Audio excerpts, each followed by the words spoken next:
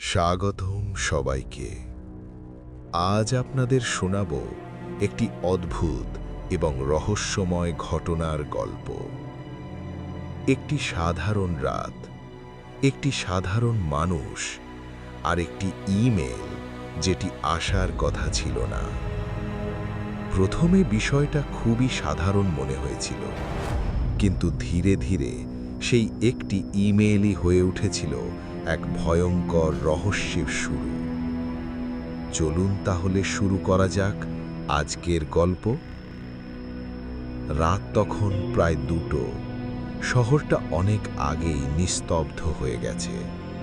দূরের রাস্তায় মাঝে মাঝে কোনো গাড়ির শব্দ শোনা যায়, তারপর আবার সবকিছু অদ্ভুতভাবে চুপ হয়ে যায়। এই গভীর রাতে জেগেছিল একজন মানুষ, আরিয়ান। দিনে সে খুব কমই কাজ করত, রাতই ছিল তার কাজের সময়। অন্ধকার, নীরবতা আর কম্পিউটারের নীল আলো, এই তিনটেই ছিল তার সঙ্গী। ঘরের সব লাইট বন্ধ, শুধু ল্যাপটপের স্ক্রিনের আলো তার মুখে পড়ে একটা অদ্ভুত ফ্যাকাশে ছায়া তৈরি করছিল। সে তখন একটা প্রজেক্ট শেষ করার চেষ্টা করছিল। চোখ দুটো ক্লান্ত, কিন্তু কাজটা শেষ করতেই হবে। হঠাৎ টিং! ল্যাপটপ থেকে একটা ছোট শব্দ ভেসে এলো। একটা নতুন ইমেল এসেছে। আরিয়ান খুব একটা গুরুত্ব দিল না। এত রাতে সাধারণত কেউ ইমেল পাঠায় না, হয়তো কোনো অটোমেটেড মেল বা স্প্যাম। তবুও অভ্যাসবশত সে ইনবক্স খুলল। ইমেলটা দেখে সে একটু থেমে গেল।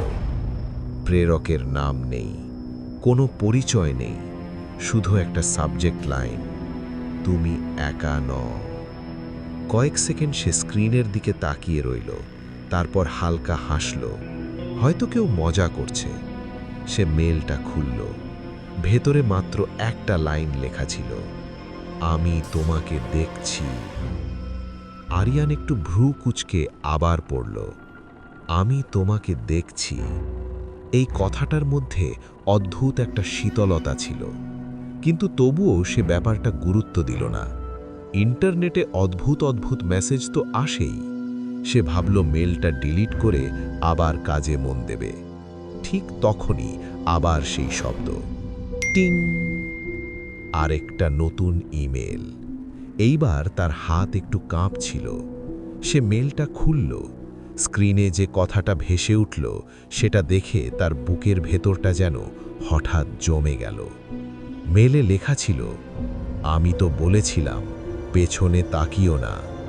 এইবার তার শরীর দিয়ে ঠান্ডা একটা স্রোত বয়ে গেল, কারণ মেলের নিচে একটা ছবি ছিল। ছবিটা তোলা হয়েছে ঠিক তার ঘরের ভেতর থেকে, আর ছবিতে দেখা যাচ্ছে আরিয়ান ল্যাপটপের সামনে বসে আছে, ঠিক যেমনটা সে এখন বসে আছে। কিন্তু ছবির সবচেয়ে ভয়ঙ্কর অংশটা ছিল তার পেছনে। অন্ধকারের মধ্যে দাঁড়িয়ে আছে একটা অস্পষ্ট ছায়া, মানুষের মতো, কিন্তু ঠিক মানুষও নয়। সেই ছায়া মূর্তিটা যেন ক্যামেরার দিকে তাকিয়ে আছে। আরিয়ান হঠাৎ অনুভব করল তার পেছনের অন্ধকারটা যেন একটু নড়ল।